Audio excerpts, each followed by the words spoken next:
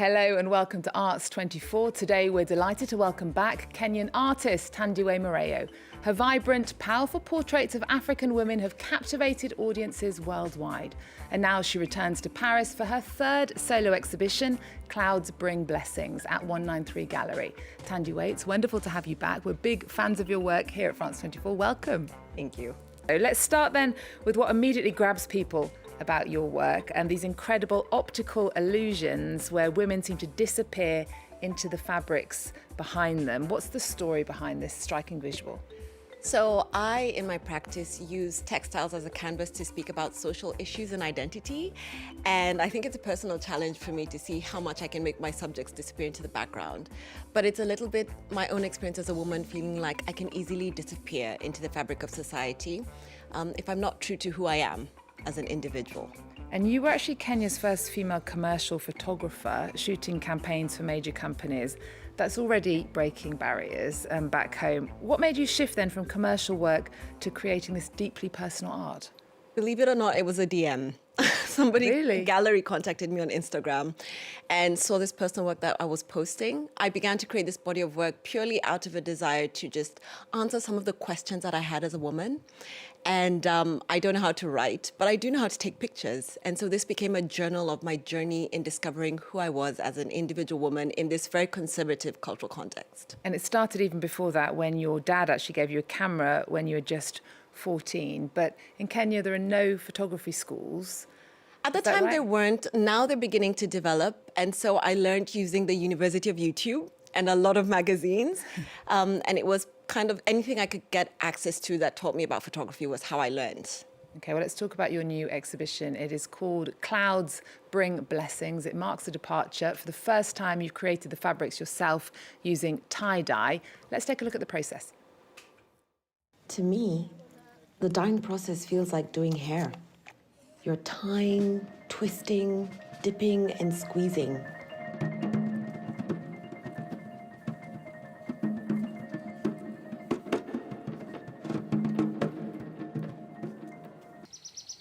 There are lots of strange, assaulting smells. It almost reminded me of the smell of burning hairpiece, something we do to prevent our braids from unraveling. It is such a satisfying process to watch in those videos, how the dye changes the colours. So for these new works, you've created these tie-dye fabrics and describe the environment as an uninvited co-curator. So this isn't just about making beautiful textiles this time. You're making a statement about our relationship with nature. Tell us more about that. Yeah, so this is not just a series about fabric, but it's about our undeniable entanglement between what we make and where we make it and the world we make it in.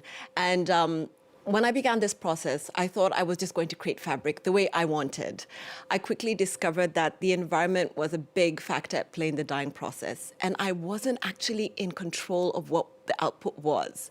Tie and dye is a very scientific process. It's calculation, time, and mixing the dyes. But the one thing you can't plan for is environment, and the wind, the temperature, the humidity all affect the output, even if you tie the fabric exactly the same way. And so this work became a work of release for me. I had to recognize the environment was a co-creator and surrender control, which is hard for many artists, surrender control to this uninvited author in my work. Okay, well, that's so interesting. Let's hear now from the curator of the exhibition, Raphael Gattel. He told us about the universal aspect of tie-dye. The tie and dye technique she uses is an ancient technique that has been used by different cultures, including Japanese and Hindu. In general, we show our work abroad. We recently showed it in Singapore, for example, and we will soon be showing it in India. We see that people react. They all have their own personal perspective and individual approach that interests them in relation to how the fabrics are made. The history of fabric is something quite universal. That is the curator of the new show. I wanted to talk about one of the photos that is on show in particular. It's called This Is My Paintbrush of Wonder Across the Sky. Tell us a little bit more about this image. So one of the things about this project is I named the artworks after memories. I think it was a journey to come to the point of seeing the environment not as my enemy in this process, but as my ally. And the pinnacle of that journey was naming the artworks after memories where I think I had moments of deep unity or unison with the environment. And so this is named after a particular memory to do with the sky. And the technique that's used to make this particular textile is called Nadia. And what's interesting about tie and dye is they name the patterns or the tying techniques after the person or the circumstances surrounding its inception. So they have really interesting names. Samosa, Corona is one because it was invented during COVID, and this particular one is Nadia. And can you tell us a little bit more about that memory then? What's that memory when it comes to your personal memories, if that's okay to ask? So in this particular series, I don't disclose the memories, but Okay. each work has a location that is tied to it, where the memory happened. Okay, one detail I really love in the photos are the hairstyles, the eyewear. Tell us a little bit more about those choices and why they're so important to your images.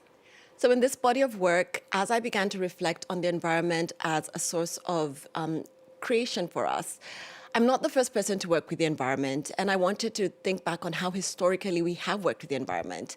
And if you look back at African culture, pottery is one of the ways that we have worked in a significant way with the environment. And so the hair in these images is inspired by different African pots. So if you look closely at the shapes, they're all tied to a particular pot. So this is a Tutsi watering pot. The hair in that image is inspired by the neck of that particular pot. Wow, that's amazing creation. Okay, well, this is actually your third solo exhibition. Let's take a look now at some of your creations that you've made over the years. And also, you have a book that's called Camo that came out last year.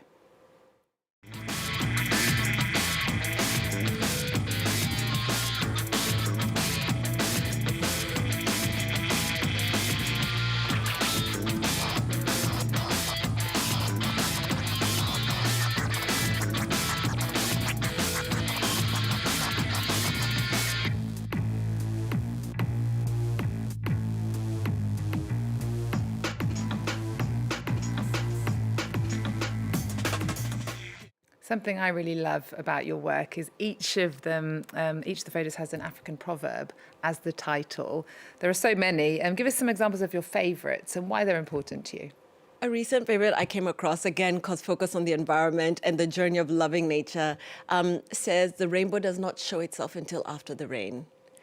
Or if you want to look at the end, look at the beginning. And in this project, going back into history to kind of remember the lessons we've learned from the environment that we'd forgotten, it was a good one for this journey. Yeah, it's a good one for everything, really, that one. Let's talk about the bigger picture a second then, Thandiwe. Contemporary African art and African artists are really having a major moment globally. You're part of this wave. What is happening in the African art scene today, and what does this visibility mean to you? I think we're learning to celebrate ourselves and see our rich history of cultural diversity as an asset and not something that holds us back. And I think releasing ourselves to our cultural heritage has created some beautiful results that we're seeing today. And you still live and work in Nairobi. What's it like being a female artist, doing this work in Kenya today? Has anything changed since you started, and are there still challenges that you face? A lot has changed. I think the community is a lot more open to seeing art as something that does contribute to our social fabric. Challenges, logistics. Moving things in and out of the continent can be very expensive and very challenging. But at the same time, I think that's something that will resolve with time. Okay, lots of optimism. Your success really has been remarkable. Major collections, sold out shows, commissions from Apple and the UN. Congratulations. You've said that you're glad this has happened now and not earlier in your career. Why and what responsibility do you feel? I think I'm really happy that it's happened now because I had a chance to figure out who I was and what I wanted to say before I got the chance to say it. And that has deeply influenced the work that I create. And I missed the second question. The second question is, tell us about your responsibility. Oh, my responsibility. One of the things I feel very passionately about is creating with my community. So even in this project, I worked with a local organization that helps refugee girls in East Africa to create the fabrics. Because I think art is something that has the opportunity to transform communities if they get a chance to deeply engage in it. So you've got this third exhibition here in Paris. For someone walking into that show at 193 Gallery next week, what do you hope they take away? I hope they question their relationship with the environment and maybe begin to see it more as an equal rather than something that we complain about or struggle with. Hence the title of the show, Clouds Bring Blessings. Rain can be a good thing. Certainly can. Thandiwe, it's been a real pleasure to have you on the show. Thank you so much. Thank you. And the exhibition Clouds Bring Blessings runs at the 193 Gallery in Paris from November the 8th through to January the 15th. And your book, Camo, is available now. We're going to leave you then with a look inside another exhibition opening the same day at 193 Gallery, Noir, by an artist of Guadeloupean, Cameroonian and French origin living here in Paris, Roxane Mbanga. Thanks for watching. See you next time.